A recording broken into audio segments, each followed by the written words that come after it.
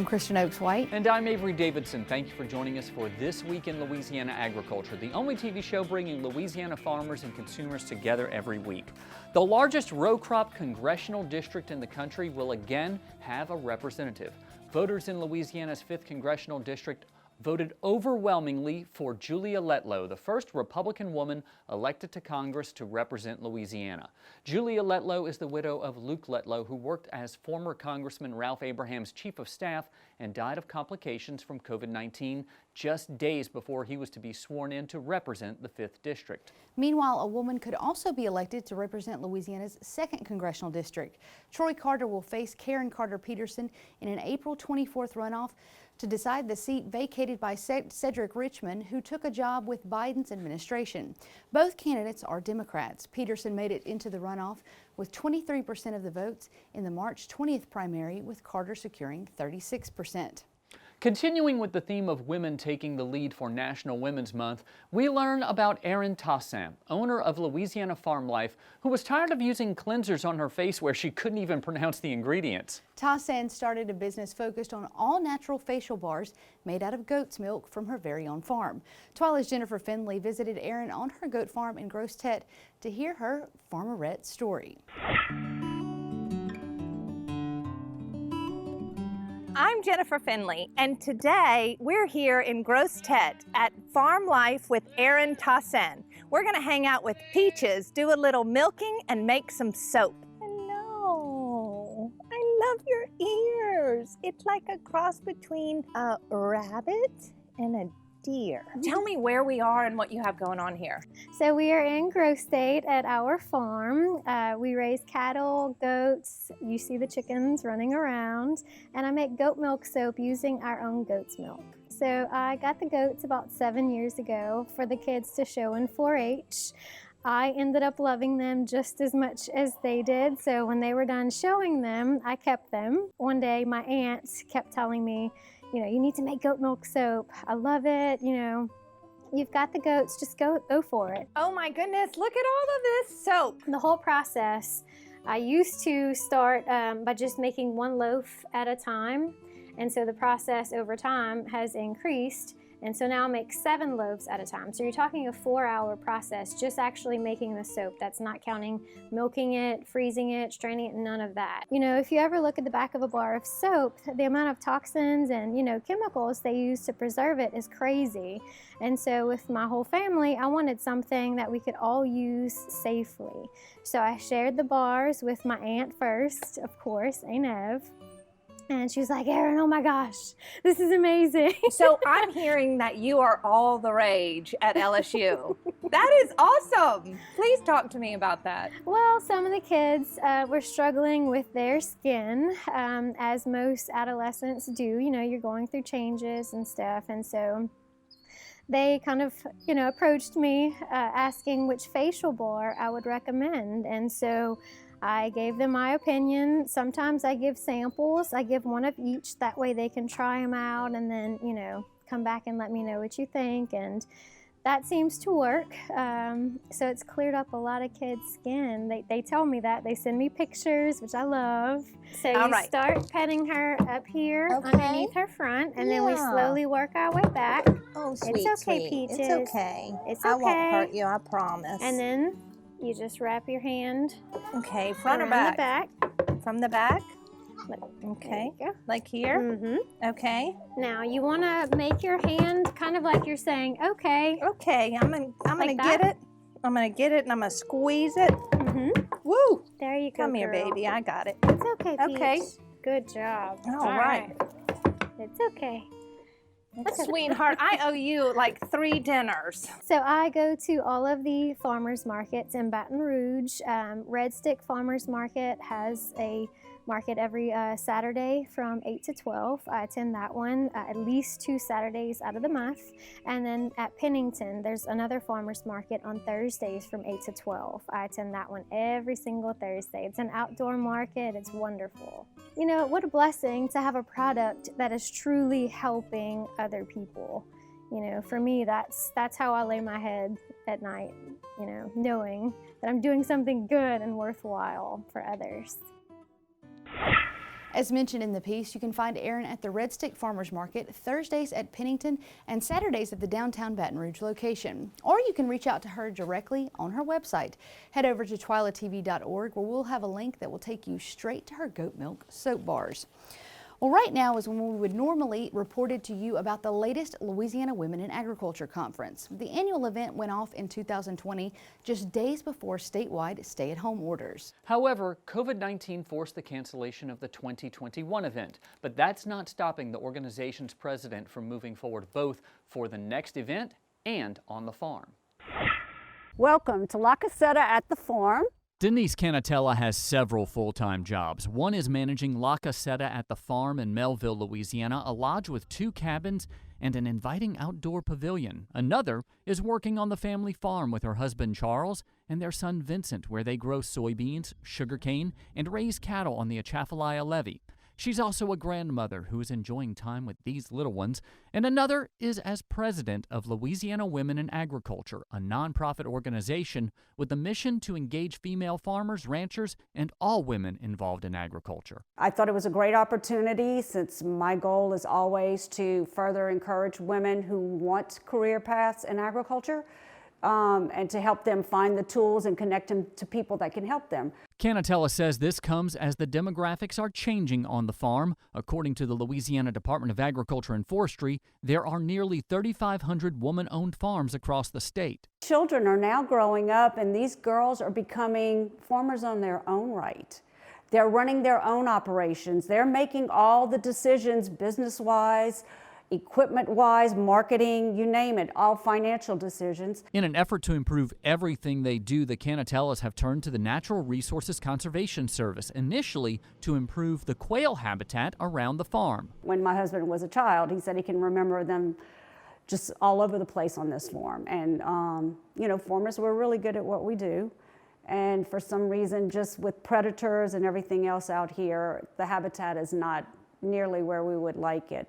So we worked with them for quail habitats. And last year, which was really interesting to me after sitting on the board of directors at Farm Bureau, hearing about land mitigation and wetlands mitigation and all, we actually were a part of one. I've been involved with conservation on the Canatella farm since I came to work with NRCS. Way back in '93, we were working with them at that time. Stuart Gardner with the NRCS says the Canatellas are strong supporters of conservation practices. The stewardship ethic and the concern for improving or at least maintaining the land is something that runs strong in the Canatella family.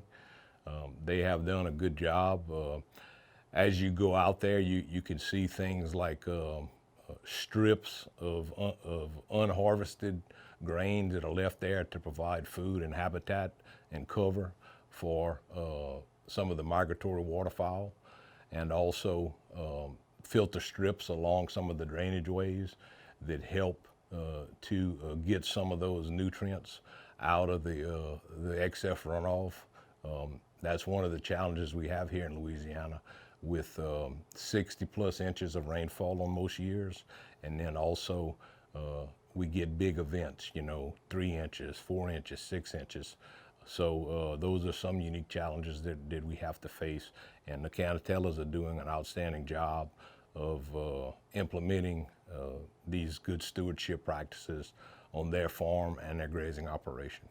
As for Denise, she's looking forward to having guests in this cabin and growing the Louisiana Women in Agriculture organization with the skills she developed in Louisiana Farm Bureau. We want to grow our board a few more members, and we want to grow a membership. We want to, in all aspects of the definition of an organization, we want to have a membership-driven committee and organization that can help us plan these conferences we want to have throughout each year.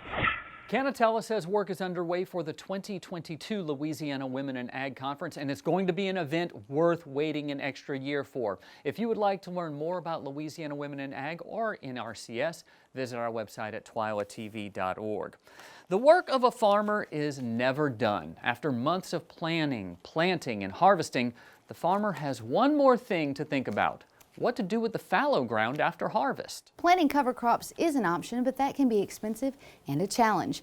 That's why Louisiana Grazing Lands Coalition partnered with the NRCS and Trailblazer RC&D to host a cover crop field day to answer farmers and ranchers' questions. A year after the Dust Bowl, Franklin D. Roosevelt wrote in a letter, "The nation that destroys its soil destroys itself."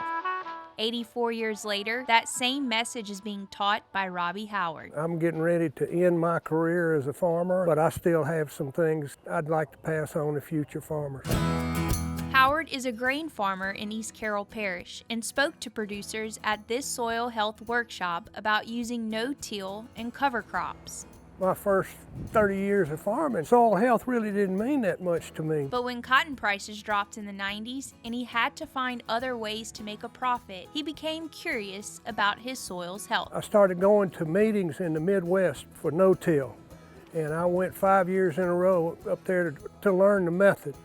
Came home and we started implementing it. Not long after, he started to see improvements. We started with 0.5% of organic matter, and within 5 to 6 years, we were up above 3%. Cover crops is just one part of the whole big picture of improving soil health. Natural Resources Conservation Service soil scientist Rachel Stout Evans says cover crops protect soil from erosion, control weeds, increases organic matter, and keeps moisture in the ground. However, a 2017 LSU Ag Center report shows only 72,600 acres out of Louisiana's 8 million acres of farmland grow cover crops.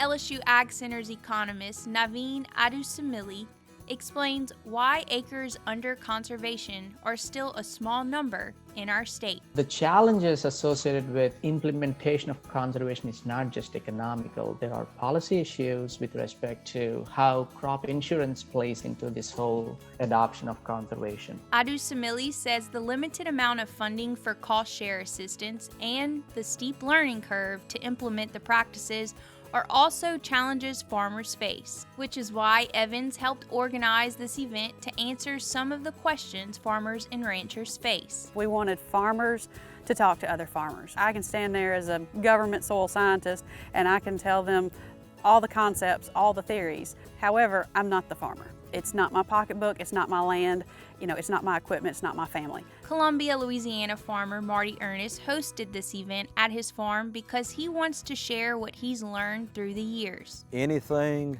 planted as a cover crop is better than nothing. I mean, even if you'd go out and buy the cheapest wheat seed possible and plant that one species, it would be better than not planting anything at all. Sherry Kinney, a corn farmer in Caldwell Parish, is one who is willing to give it a try. Next season, as soon as my corn is cut, I'm going to see about putting in my cover crop. And hopefully the soil these farmers have worked so hard to improve will provide fertile ground for generations to come. It's kind of like raising a prize horse, and you see him develop and he becomes a champion.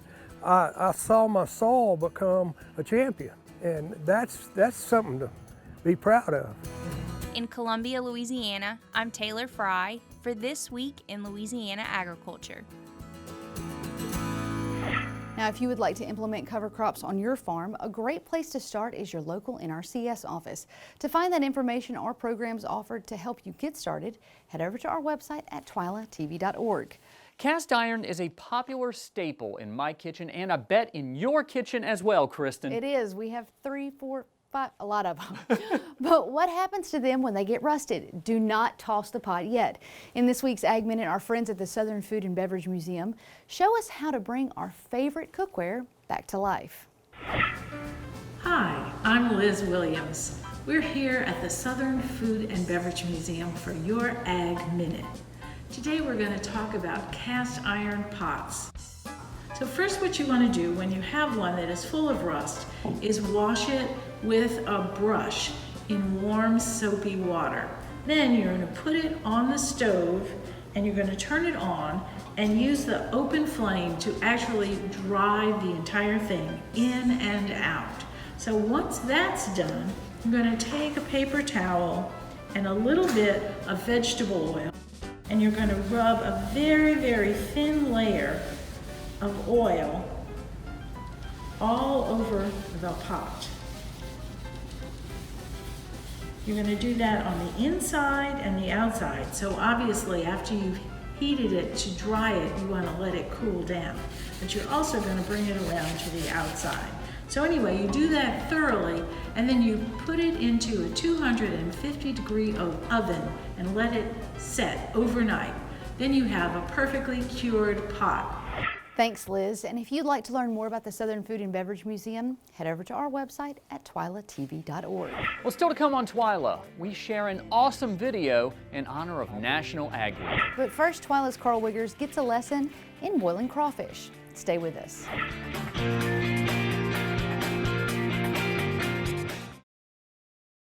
Hi, I'm John Fielder, and I'm the Vice President, Branch Manager of the Louisiana Land Bank Shreveport branch. In today's market, where interest rates are all-time low, it's very hard to find an investment that can compare to timber, something that's consistent, and typically if you manage timber correctly, it'll grow possibly as much as 6 to 8% or more. If you're looking for that loan for timber, for recreation property, for cattle, crops, call me, John Fielder at the Louisiana Land Bank. It's a well-known fact that here in Louisiana, sugarcane is more than just a crop. It's a way of life. It creates more than 16,000 jobs across the state and an additional $3 billion boost to our state's economy. And Louisiana's cane families always give back to the communities where we live, work, and play. Louisiana sugarcane, making life sweeter, naturally. Sugarcane, sweet sugarcane.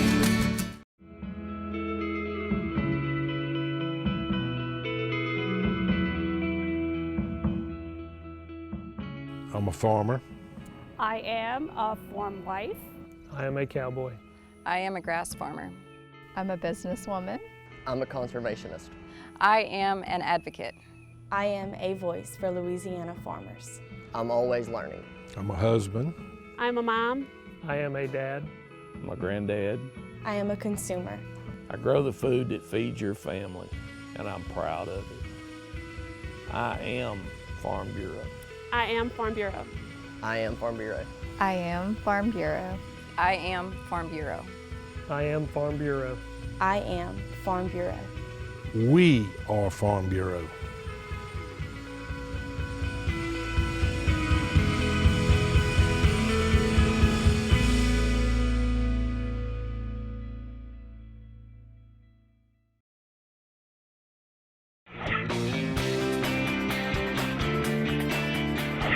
It is prime time crawfish season. I mean prime time, which means there's no better time to perfect your recipe for your own backyard boil.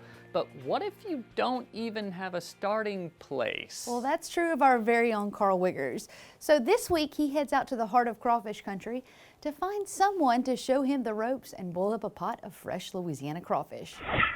All right, guys, so I want to learn how to cook some crawfish, so I came and found a friend of mine, Alan McLean, who's cooked. You've cooked a couple of pots over your day, just a few pounds of crawfish.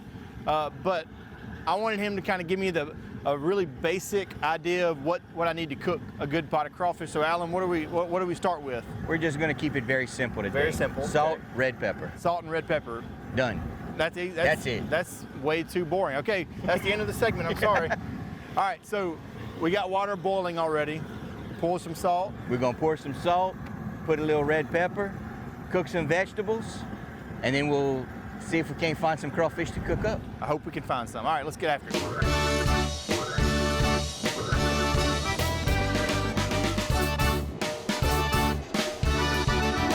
How much salt? 2 pounds. Red pepper is more to your liking. I don't put a lot of red pepper for the vegetables, just so people can enjoy the vegetables.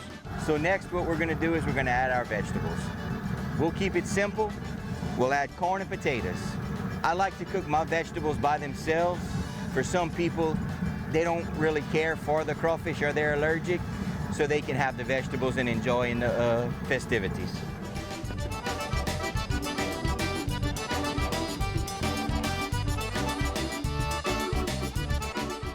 How much lemon? It all depends on your flavoring. In this case, I think Carl's from the north, so he likes it a little more lemony. Vegetables have been going for about 10 minutes. We're gonna add some sausage, about 10 minutes left. Total time for our vegetables was around 15 or 20 minutes. Every pot is gonna be different. Everybody's burner is gonna be different.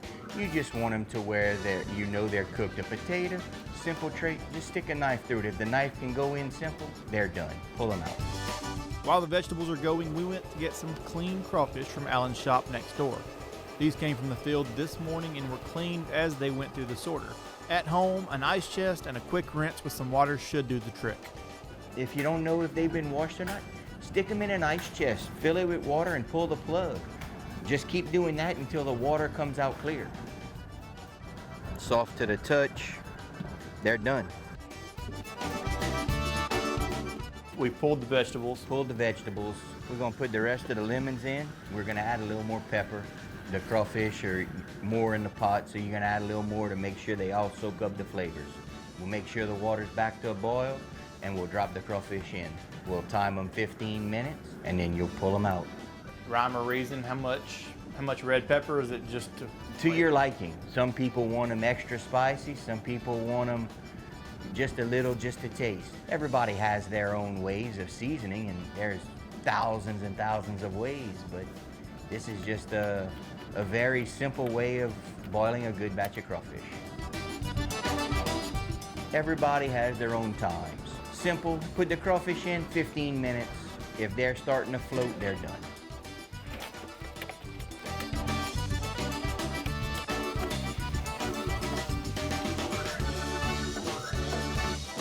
Tastes good to me. Got my approval.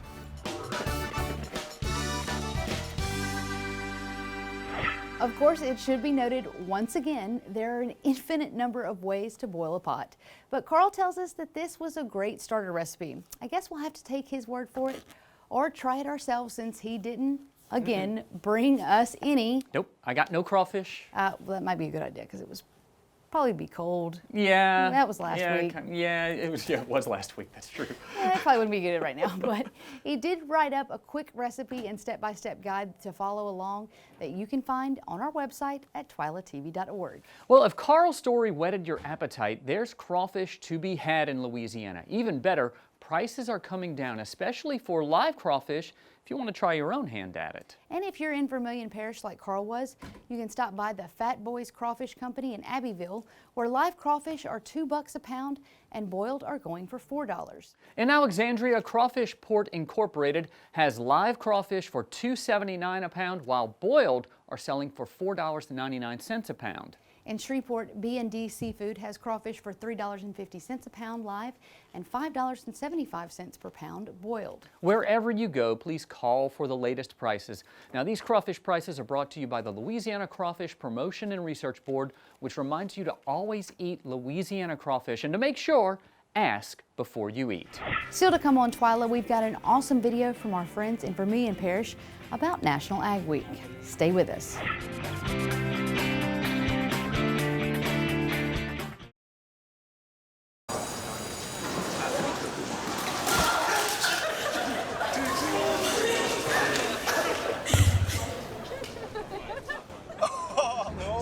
That's slow and blue. Look, he's blushing.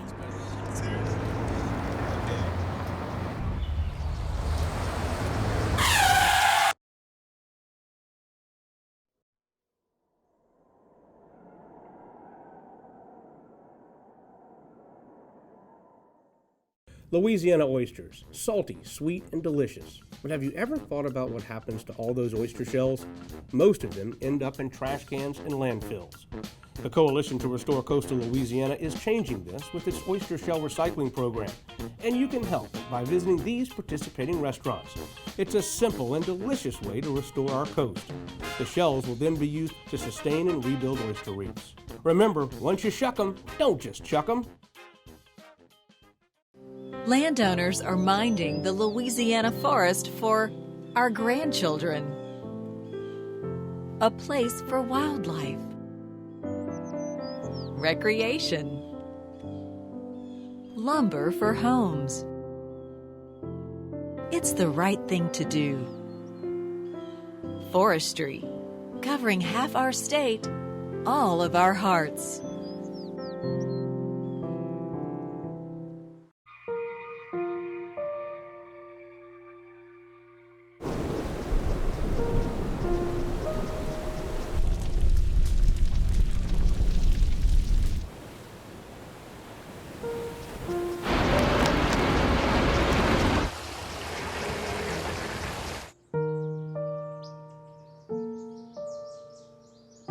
Don't wait.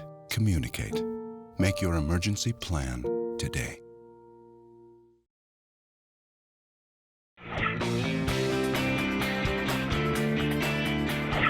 March 22nd through the 26th was National Ag Week, a time to honor and celebrate those in the agriculture community who provide the food and fiber we all rely upon each day. Ag groups across the country shared inspiring photos and videos this week, but one of the best Ag Day posts we saw all week comes from our very own Vermilion Parish Farm Bureau. I believe in being a good steward of the land, that I will leave it better than when I came to it. That in opening gates and sorting crawfish, my children will learn hard work and dedication. I believe in making multiple pots of coffee, especially during the planting season. That truly tending to our crops will produce a superior quality product we will be proud to provide to our fellow Americans. There is no sweeter sight than the last row of sugarcane after a 5-month harvest season. I believe a sunset over a healthy rice crop is one of God's greatest handiworks. That the hardships faced by my grandparents, parents, and myself have only strengthened our faith, operation, and family. I believe in agricultural education, forever growing in knowledge to guide the next generation. That my farm will survive through my children and grandchildren to provide food for generations to come. I believe in feeding horses and cattle with children in tow. For an underlying lesson in responsibility and compassion. I believe in a true farm-to-table experience, one that is rooted deep in our Cajun culture and is cultivated by hard work and tradition. I believe in Vermilion Parish agriculture. And great job to the folks who put that video together. That was really, really cool. I was highly impressed. Well, that does it for this edition of Twila. Next week, we'll have an encore presentation of this show for you to enjoy over Easter weekend. To hold you over, you can watch all of our stories online at twilatv.org, and be sure to like us on Facebook, follow us on Twitter and Instagram. And you can also find all of these stories and a little bit more on our YouTube channel. Be sure to subscribe and turn on the notifications so that you know when we put something new out. For all of us here at Twila, thanks for joining us. We hope to see you again right here next week.